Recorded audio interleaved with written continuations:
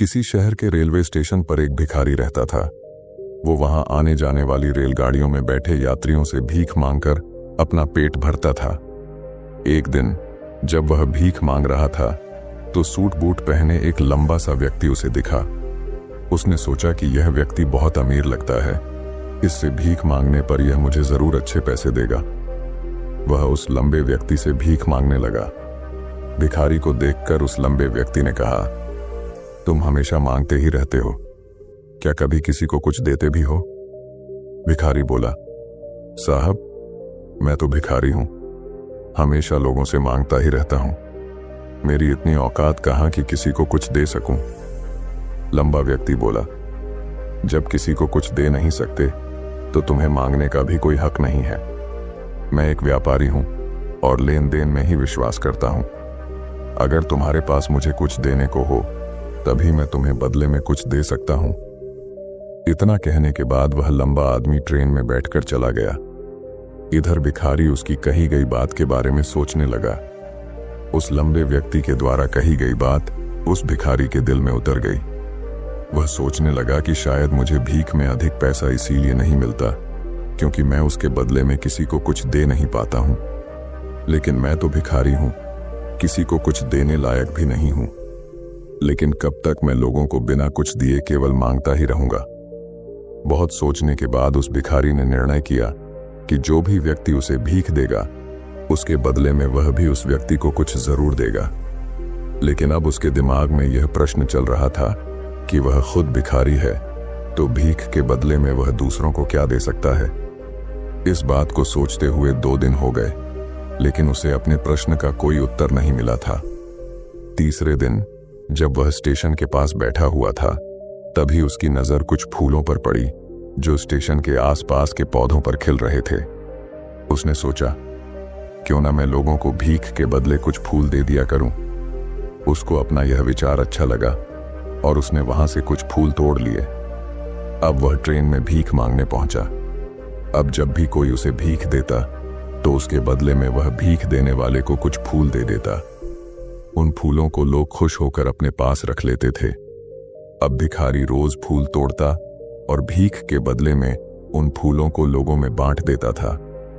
कुछ ही दिनों में उसने महसूस किया कि अब उसे बहुत अधिक लोग भीख देने लगे हैं। वह स्टेशन के पास के सभी फूलों को तोड़ लाता था। जब तक उसके पास फूल रहते थे तब तक उसे बहुत से लोग भीख देते थे, लेकिन जब फूल बांटते बांटते खत्म हो जाते तो उसे भीख भी नहीं मिलती थी। अब रोज ऐसा ही चलता रहा।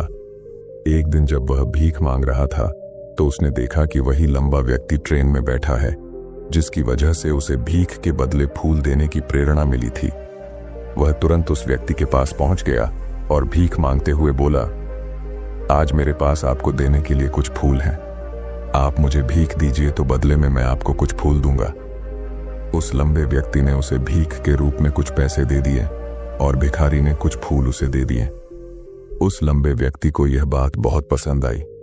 वह बोला, वाह क्या बात है, आज तुम भी मेरी तरह एक व्यापारी बन गए हो। इतना कहकर फूल लेकर वह लंबा व्यक्ति अपने स्टेशन पर उतर गया। लेकिन उस लंबे व्यक्ति द्वारा कही गई बात एक बार फिर से उस भिखारी के दिल में उतर गई। वह बार बार उस लंबे व्यक्ति के द्वारा कही गई बात के बारे में सोचने लगा और बहुत खुश होने लगा। उसकी आंखें अब चमकने लगीं। उसे लगने लगा कि अब उसके हाथ सफलता की वह चाबी लग गई है जिसके द्वारा वह अपने जीवन को बदल सकता है। वह तुरंत ट्रेन से नीचे उतरा और उत्साहित होकर बहुत तेज आवाज में ऊपर आसमान की तरफ देखकर बोला, मैं भिखारी नहीं हूं, मैं तो एक व्यापारी हूं, मैं भी अमीर बन सकता हूं। लोगों ने उसे देखा तो सोचा कि शायद यह भिखारी पागल हो गया है और अगले दिन से वह भिखारी उस स्टेशन पर फिर कभी नहीं दिखा। लेकिन 6 महीने बाद इसी स्टेशन पर 2 व्यक्ति सूट बूट पहने हुए यात्रा कर रहे थे। दोनों ने एक दूसरे को देखा तो उनमें से एक ने दूसरे से हाथ मिलाया और कहा, क्या आपने मुझे पहचाना? दूसरा व्यक्ति बोला, नहीं, क्योंकि मेरे हिसाब से हम लोग पहली बार मिल रहे हैं। पहला व्यक्ति बोला, नहीं, आप याद कीजिए, हम पहली बार नहीं बल्कि तीसरी बार मिल रहे हैं। दूसरा व्यक्ति बोला, मुझे याद नहीं, वैसे हम पहले 2 बार कब मिले थे? अब पहला व्यक्ति मुस्कुराया और बोला, हम पहले भी 2 बार इसी ट्रेन में मिले थे। मैं वही भिखारी हूं जिसको आपने पहली मुलाकात में बताया कि मुझे जीवन में क्या करना चाहिए, और दूसरी मुलाकात में बताया कि मैं वास्तव में कौन हूं। दूसरा व्यक्ति मुस्कुराया और अचंभित होते हुए बोला, ओ, याद आया, तुम वही भिखारी हो जिसे मैंने एक बार भीख देने से मना कर दिया था और दूसरी बार मैंने तुमसे कुछ फूल खरीदे थे। लेकिन आज तुम ये सूट बूट में कहाँ जा रहे हो और आजकल क्या कर रहे हो?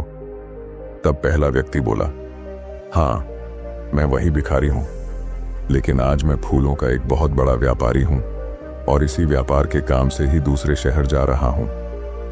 कुछ देर रुकने के बाद वह फिर बोला, आपने मुझे पहली मुलाकात में प्रकृति का वह नियम बताया था जिसके अनुसार हमें तभी कुछ मिलता है जब हम कुछ देते हैं।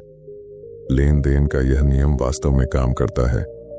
मैंने यह बहुत अच्छी तरह महसूस किया है, लेकिन मैं खुद को हमेशा भिखारी ही समझता रहा। इससे ऊपर उठकर मैंने कभी सोचा ही नहीं। और जब आपसे मेरी दूसरी मुलाकात हुई तब आपने मुझे बताया कि मैं एक व्यापारी बन चुका हूं। अब मैं समझ चुका था कि मैं वास्तव में एक भिखारी नहीं बल्कि व्यापारी बन चुका हूं। मैंने समझ लिया था कि लोग मुझे इतनी भीख क्यों दे रहे हैं, क्योंकि वह मुझे भीख नहीं दे रहे थे बल्कि उन फूलों का मूल्य चुका रहे थे। सभी लोग मेरे फूल खरीद रहे थे क्योंकि इससे सस्ते फूल उन्हें कहाँ मिलते। मैं लोगों की नजरों में एक छोटा व्यापारी था, लेकिन मैं अपनी नजरों में एक भिखारी ही था। आपके बताने पर मुझे समझ आ गया कि मैं एक छोटा व्यापारी हूं। मैंने ट्रेन में फूल बांटने से जो पैसे इकट्ठे किए थे उनसे बहुत से फूल खरीदे और फूलों का व्यापारी बन गया। यहाँ के लोगों को फूल बहुत पसंद है और उनकी इसी पसंद ने मुझे आज फूलों का एक बहुत बड़ा व्यापारी बना दिया। दोनों व्यापारी अब खुश थे और स्टेशन आने पर साथ उतरे और अपने अपने व्यापार की बात करते हुए आगे बढ़ गए। दोस्तों, इस कहानी से हमें बहुत कुछ सीखने को मिलता है। कहानी में लंबा व्यापारी गिव एंड टेक के नियम को बहुत अच्छी तरह जानता था। दुनिया के सभी बड़े व्यापारी इसी जीवन के नियम का उपयोग करके सफल हुए हैं। इस फॉर्मूले को उसने भिखारी को भी बताया। भिखारी ने इस प्राकृतिक नियम को अपना लिया और इसका असर उसके जीवन में साफ दिखाई देने लगा।